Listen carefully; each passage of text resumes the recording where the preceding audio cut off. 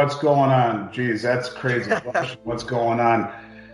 In all the years I've done this, man, in all the years I've done this, 33 years, I've never seen a market that is unfolding quite the way that this one is. And most of it centering around supply. And, I have put myself out there for several years talking about an inevitability that I see in the marketplace, and that is a market that is defined by the outside. Now, guys like you who intimately know the inside will look at it differently.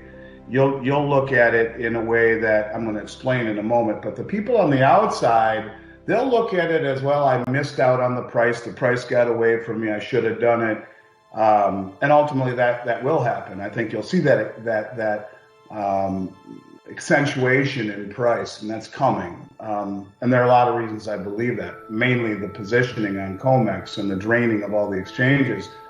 But people like you and I will look at it differently. We will look at it as a market that is becoming very difficult to source product, maybe even a market that is defined by the inability to source product. And I've been saying that for a long time, catching a lot of heat for it. People claim I'm talking my book, just trying to get people to buy metal because they've been able to find it at other sites and whatnot. And yeah, we've been able to deliver it too, but I'm telling you, it is disappearing. And I've been saying this knowing that an eventuality would happen where more and more people would become interested in a market that is an island of safety in a sea of uncertainty and chaos. And as that progression happened, I could see just by how difficult it is to get product that this is not ending.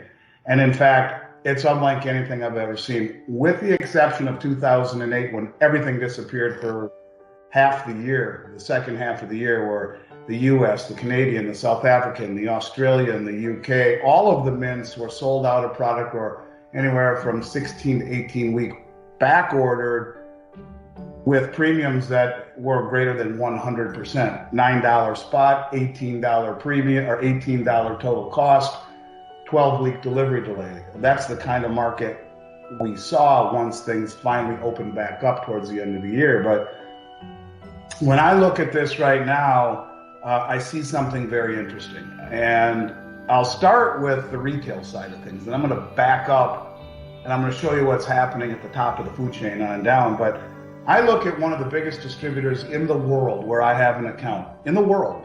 And I'm not going to mention their name out of respect, but I will tell you they are one of the largest wholesalers in the world.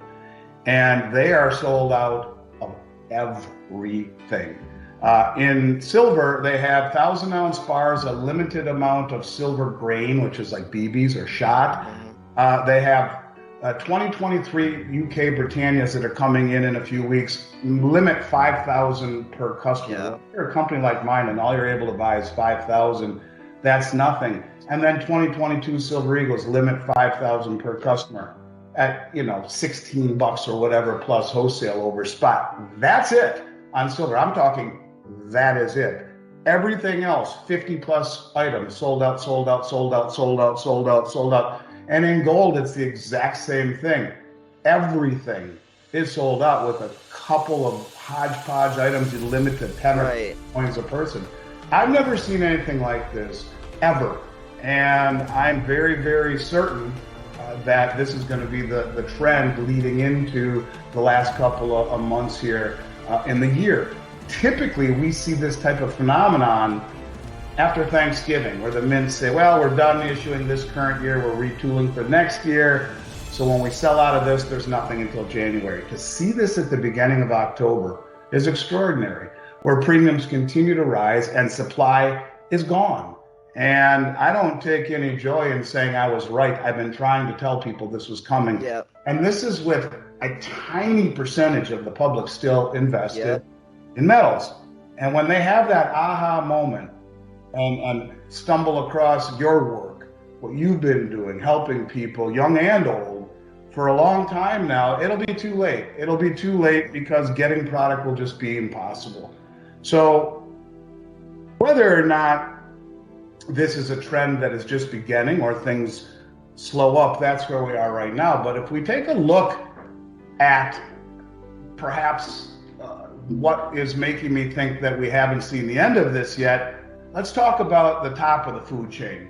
In the past, since the end of April, so May, June, July, August, in the past 5 months, we've seen almost 530 tons of gold delivered off the two biggest Western markets in the world. That would be the London Metals Exchange and the COMEX.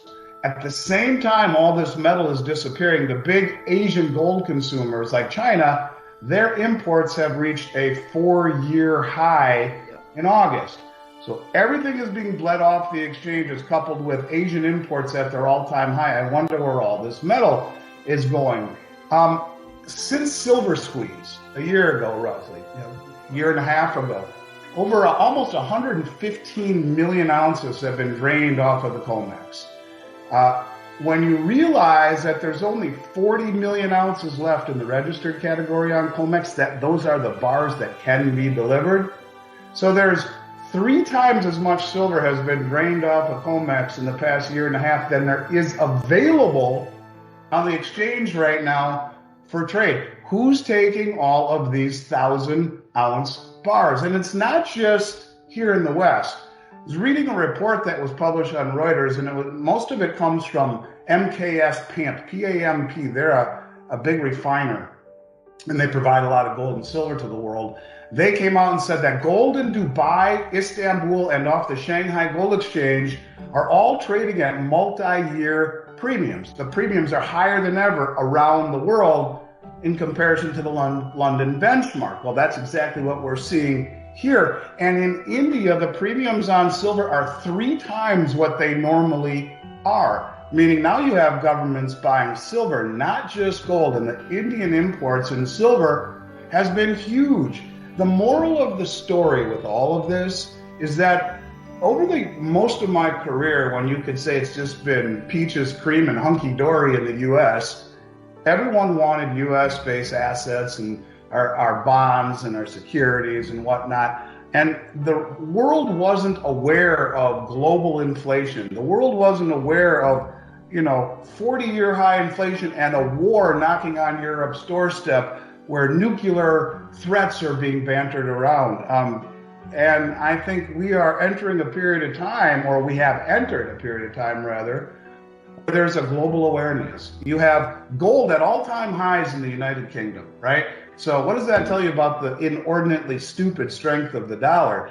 All-time highs in gold in the United Kingdom, but yet we're $300+ off here in the States because the dollar is ridiculously overvalued in the dollar index, yet at the same time it's losing value precipitously here in the States in a relative sense. What the dollar buys you here is of no reflection to the strength of it listed globally. So you have metals near or at all-time highs in other countries and in other currencies, yet here it's being distorted by the very strong dollar. And for the very first time, you have the world waking up to the reasons to own precious metals. So all of this metal, like the Krugerrands and the Philharmonics and the Kangaroos and the Britannias, those used to just come flooding to North America, where the big purchasers were in comparison to the rest of the world. Now, not only is it becoming hard to get product, we're competing with all of the people in these countries where the mints are located. South Africa, Australia,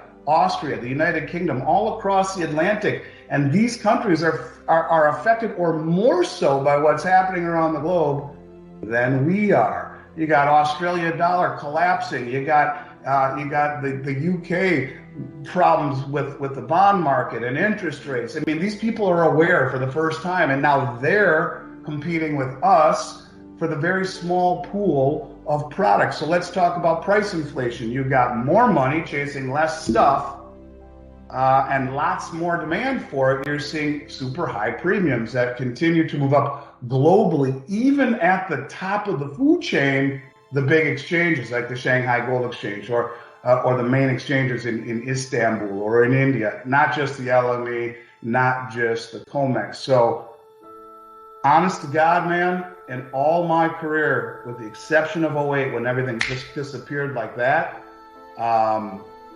This is as bare as the shelves have ever been, and it's a struggle to keep product coming in. And we've done a good job of it, but it's getting hard.